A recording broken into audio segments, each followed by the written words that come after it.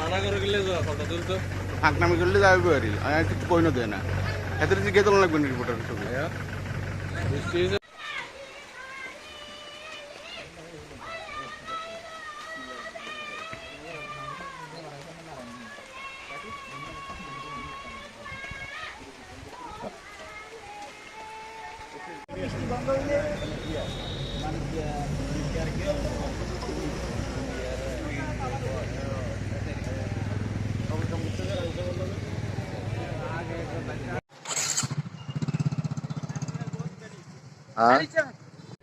কার্যত বিলোনিয়া শহর পুরা নাকাবন্দি আজকের বৃষ্টিতে এ বিষয়ে প্রতিক্রিয়া।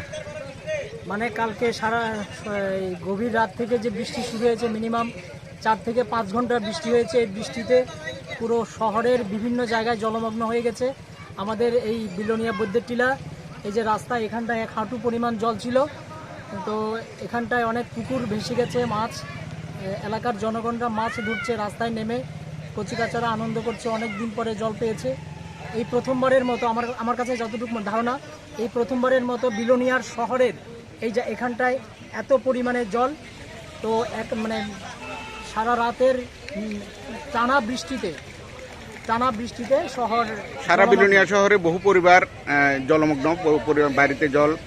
সে বিষয়ে এসডিএম সাহেবের সাথেও কথা হয়েছে। সে বিষয়ে এলাকার জনগণের স্বতঃস্ফূর্ততার বিষয়টা কি, না এলাকার বিক্ষোভের বিষয়টা? যদি কারো বাড়িতে জল ঢুকে যায় তো প্রশাসনিকভাবে তো এটা ব্যবস্থা হবে, ওদের খাবার টাবারের ব্যবস্থা করা, এটা তো প্রশাসন দেখছে। যদি আমাদের এলাকার মধ্যে কারো এই ধরনের ব্যবস্থা হয়, আমরা অবশ্যই এই ব্যাপারটাকে দেখব কিভাবে ওদেরকে সাহায্য করা যায়। ওকে, থ্যাংক ইউ।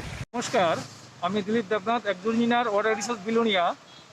মাননীয় নিয়ম সাহেব ভোর 4টের সময় আমাকে ফোন করে, তখন আমরা 5টার সময় বেরিয়ে পড়ি। আমি ওয়াটার রিসোর্স, তারপরে পুর পরিষদ, এলাকার সমাজসেবী, সাংবাদিক বন্ধুরা সবাই বেরিয়ে পড়ে।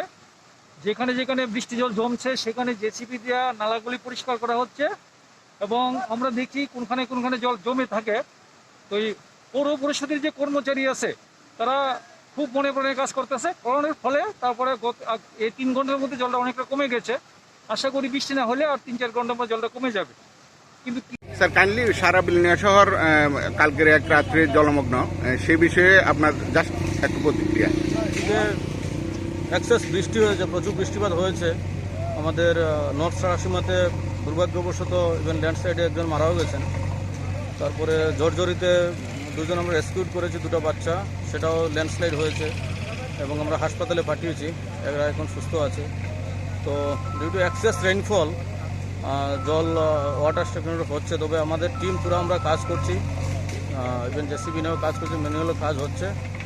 জল নামছে এবং আশা করি কিছুক্ষণের মধ্যে ক্লিয়ার হয়ে যাবে। Okay sir, thank you.